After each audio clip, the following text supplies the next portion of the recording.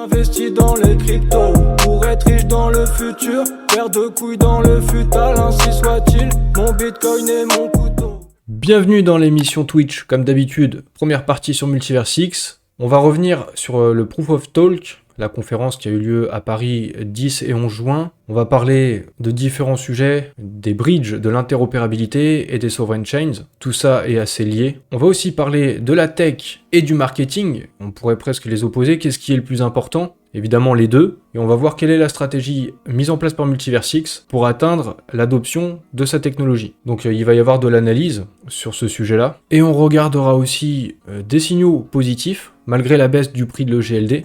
Il y a quand même des éléments positifs, même si ça se répercute pas tout de suite dans le prix, quoi. Évidemment, hein. Le prix sera aussi lié à la stratégie mise en place, donc c'est pour ça que c'est important de l'analyser. Rapidement, je reviens sur Zoxno. Je vous avais dit la semaine dernière, en principe, aujourd'hui même, je devais sortir une vidéo sur Zoxno.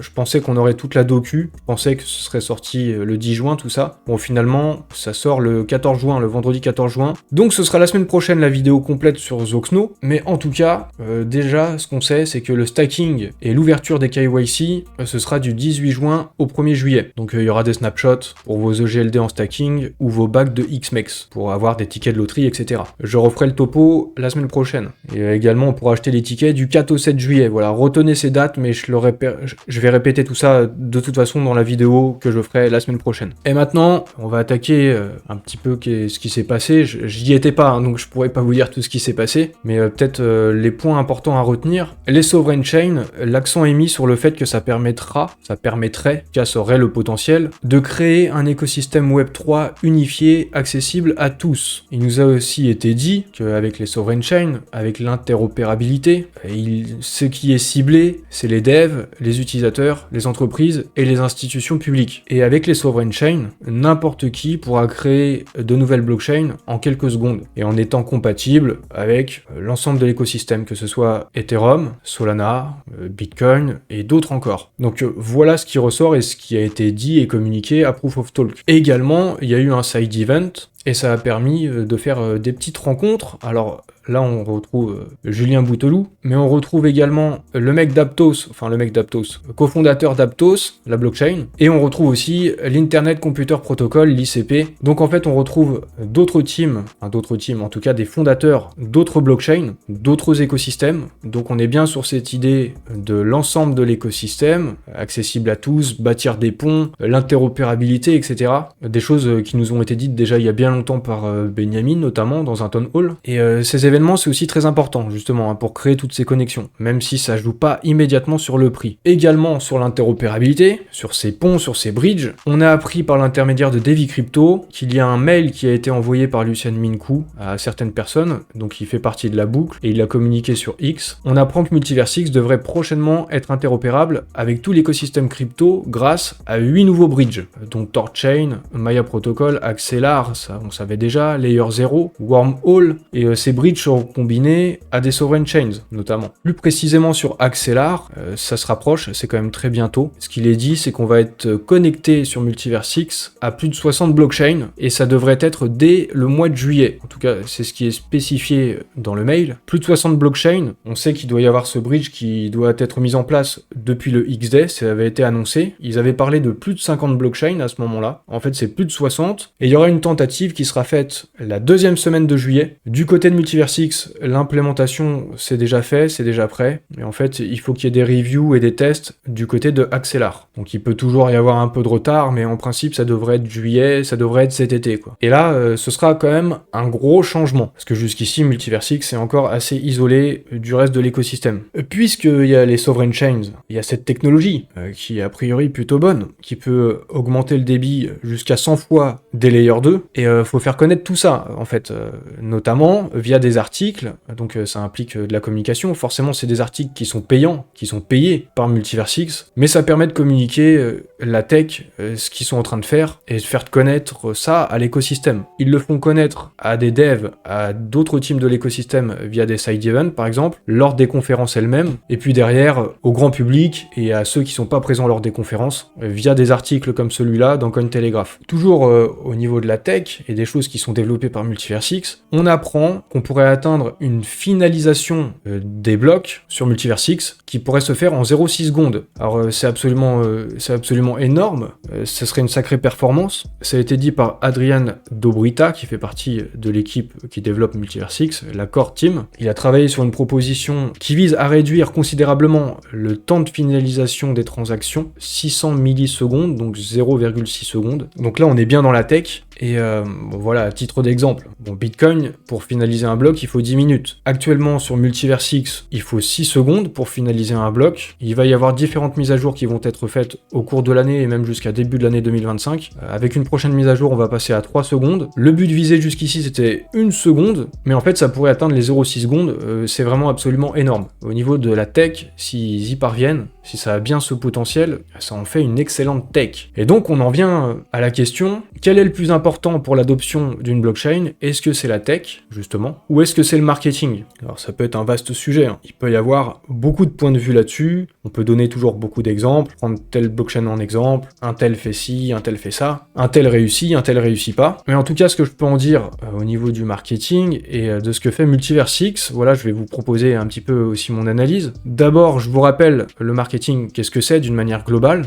C'est pas juste la communication. La communication, c'est un sous-ensemble, c'est une des étapes. Le marketing, ça démarre avec la compréhension du marché, ou d'un marché en particulier. Il faut faire des études, ou alors chercher des études qui ont été faites sur le sujet, des études quali, des études quanti. Il faut prospecter, il faut essayer de comprendre ce marché, comprendre quels sont les différents acteurs dessus. Il faut segmenter le marché, établir des profils types, et donc plusieurs cibles qui peuvent être potentiellement visées. Donc ensuite, il faut déterminer quelle cible on va viser. On essaye de comprendre quels sont les besoins de cette cible, et on conçoit un produit qui correspond aux besoins de la cible, qui lui apporte une solution. Et la communication, ça arrive juste à la fin pour faire connaître à la cible le produit, lui montrer que ce qu'on a construit, ça correspond à ce dont il a besoin. Et ça, c'est quelque chose que je vous avais déjà dit précédemment dans un autre live. Et voilà, on parle souvent de la communication, par exemple de Benjamin, qui peut parfois faire des tweets un peu ésotériques, un peu chelous, qu'on pourrait dire aussi maladroits. Mais ça, c'est juste un tout petit aspect, une toute petite part de la communication, et encore une plus petite part du marketing global, parce qu'il y a toute la communication en général de Multiverse X, il y a les hackathons, il y a les conférences, il y a les side events, etc.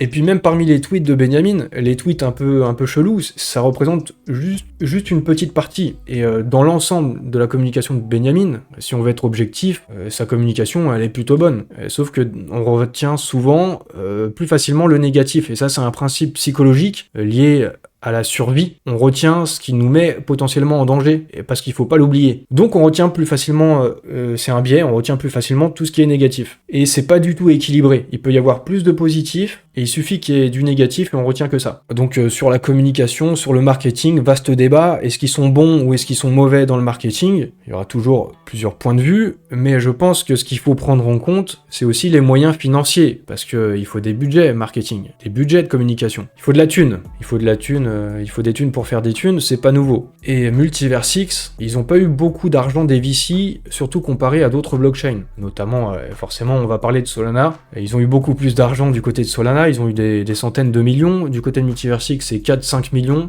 En gros, c'est peut-être 40 fois moins que Solana. Donc évidemment, 40 fois moins de moyens aussi pour communiquer et se faire connaître et créer de l'adoption. Donc on pourrait dire que le marketing, c'est peut-être plus important que la tech. Mais je ne pense pas, parce que sans la tech, ça dure pas longtemps le marketing. Au bout d'un moment, à long terme, ça tient pas. Au bout d'un moment, le marché finit par être rationnel. Et s'il y a juste du vent, le marketing suffira pas, quoi. Les acteurs sur un marché, on part du principe qu'ils sont quand même un minimum intelligents et rationnels. En tout cas, à long terme. À court terme, pas forcément. À court terme, ça peut être n'importe quoi. On voit ça avec les mêmes coins, par exemple. Mais avec Multiverse X, la stratégie, moi en tout cas, que j'en comprends, c'est qu'il vise à se rapprocher des institutions, des entreprises, de manière directe, avant de passer au consommateur final, qu'il ne cible pas en premier lieu. Et avec les institutions et les entreprises, ils viennent en leur montrant leur tech. Ils s'appuient sur la qualité de leur tech. Et par la suite, si les entreprises et les institutions adoptent cette tech, si ça correspond finalement aux besoins de la cible,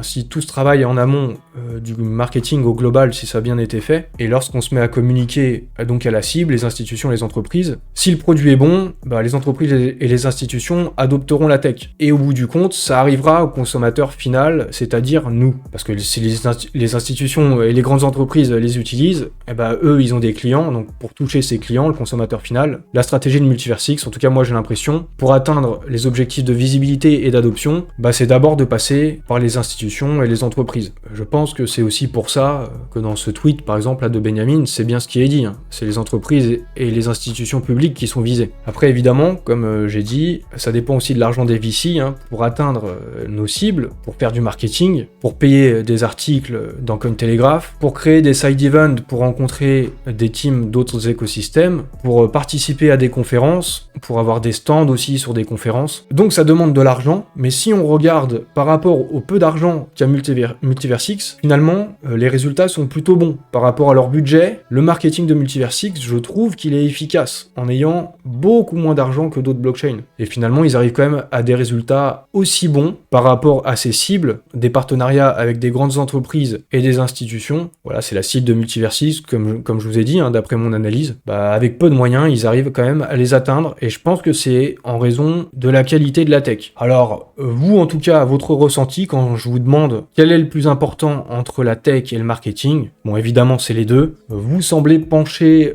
un peu plus du côté de la tech, à près de 60%, 59%. Mais bon, évidemment, il n'y a pas un des deux qui se dégage de manière très significative, parce que les deux sont importants. En tout cas, au niveau du prix, vous savez très bien, ça peut être assez difficile sur le GLD, mais bon, pas seulement. Mais bon, vu que là, je parle de Multiversix, parlons de le GLD. Comme nous le fait remarquer Crypto Thunder, si on analyse par rapport à Bitcoin, eh bien ça prend cher. Bitcoin performe largement plus, même s'il y avait eu une petite période à partir de la fin de l'année dernière, pendant 3 mois à peu près, il y a eu une belle performance de l'EGLD par rapport à Bitcoin, mais d'une manière générale, c'était pareil pour les altcoins. Et finalement, c'est reparti à la baisse, comme quoi ça nous rappelle, le roi c'est bien Bitcoin, ou la reine des crypto-monnaies c'est bien Bitcoin. Et là on arrive donc sur un point clé au niveau de la dominance par rapport à Bitcoin, et il faut que ça rebondisse. Si ça rebondit pas, bon voilà, on est sur un moment assez tendu. Et j'ai repéré quelques signaux, on va dire, quelques signes, quelques éléments, quelques données qui sont positives, malgré le prix qui est bien bas et qui fait peur en ce moment.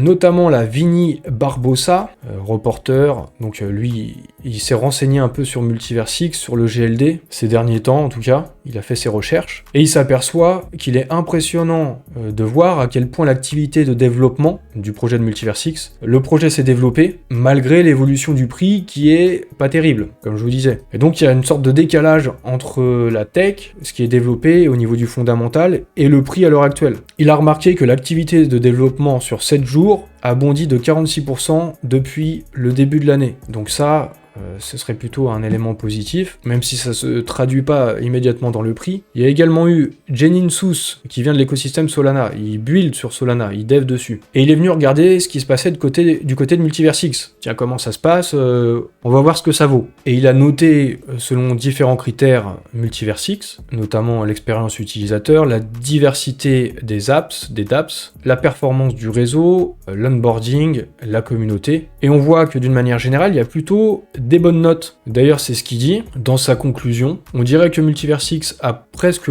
tout de prêt pour une adoption plus large. Par contre, il note un manque d'application et une meilleure expérience de transition. Enfin, il parle des bridges notamment, d'être connecté au reste de l'écosystème. Et ça, notamment, ça c'est des points qui vont être a priori corrigés via l'interopérabilité, via les 8 nouveaux bridges qui sont prévus. Et en plus, du coup, Multiversix, X-Portal sera connecté à des dApps d'autres écosystèmes. C'est bien le plan, c'est bien ce qui est prévu sur le fondamental. Donc dans l'ensemble, quelqu'un qui est extérieur à Multiversix, donc quelqu'un on pourrait dire qui est assez neutre et objectif, enfin neutre, peut-être même pas neutre, mais en tout cas un dev de l'extérieur, son avis il est quand même positif, et sur les points négatifs, c'est des points qui sont amenés à être corrigés assez rapidement. Un autre truc, un autre signal fondamental qui est positif, Multiversix, ce serait un des projets crypto qui se développe le plus rapidement dans le domaine du gaming. D'après Sentiment, donc eux qui font des analyses de projets, d'écosystèmes,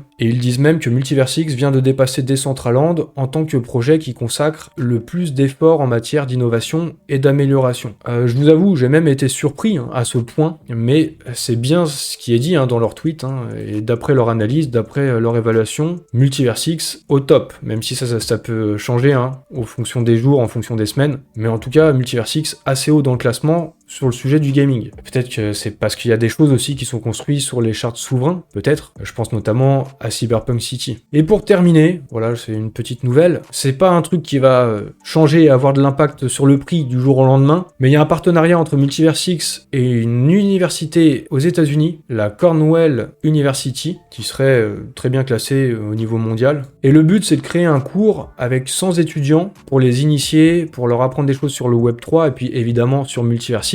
Il y aura des cours qui commenceront le 17 juillet, donc des étudiants de cette université. Et évidemment, le but, c'est d'avoir des builders pour le futur, mais c'est pas du jour au lendemain, ça. Et je pense que ce genre de choses, on a vu ça aussi avec une université en Hongrie, je pense qu'ils ont pour but de faire ça dans pas mal d'universités. Voilà pour l'émission sur Multiversix. J'ai fait le tour de l'analyse, des news, etc. J'espère que vous avez apprécié. Vous pouvez liker si c'est le cas. Vous pouvez vous abonner à la chaîne. Vous pouvez soutenir, surtout pendant ces périodes où c'est compliqué, où il y a du désintérêt pour les cryptos. Et puis vous pouvez commenter, dire ce que vous en pensez de la stratégie de Multiversix. La suite de l'émission sur les cryptos en général, ce sera mardi sur YouTube.